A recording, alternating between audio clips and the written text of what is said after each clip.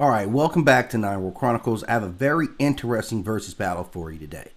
The Martian Manhunter versus Professor X linked in with Cerebro. A pure telepath battle. This is not about fist or vision. This is about mind against mind. Now, Professor X jacked into Cerebro, fully amplified, and the Martian Manhunter unleashing the full force of his Martian telepathy.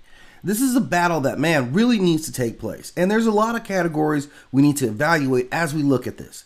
Now, comparing the two in their telepathic abilities, like right off the bat, they're pretty equal. They both have a level of planetary influences. John has instant mind control. He can cast very realistic illusions and has psychic shields. Whereas the professor also has a planetary level control. He has psychic shutdowns. He has memory wipes, astral projection. And with this Cerebro attached to him, this is really what brings him up to John's level. Now, in terms of defense of the mind, John does have an alien physiology. He has a natural psychic resistance, and he's been trained in mental combat for an extremely long time. Whereas Professor X has a human but highly disciplined mind, and it's more focused with this technology in Cerebro. Now, their tactics are going to be pretty basic for both of them. Well, for these guys. John's going to use illusions, he's going to use psychic attacks, and he's going to use a level of mind fragmentation, whereas the Professor's going to go with his sonic blast, he's going to erase memories, he can hit you with the psychic death wave if he catches him right. So breaking it down further, if this is just a pure raw power contest, Professor X with Cerebro is absolutely terrifying. He can shut down minds instantly, and then the game's quickly over.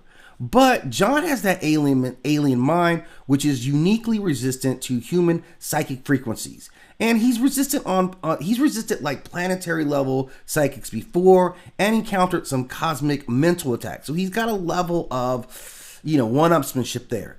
Also, Cerebro is plugged into Earth's psychic field and gives him a global reach and amplification.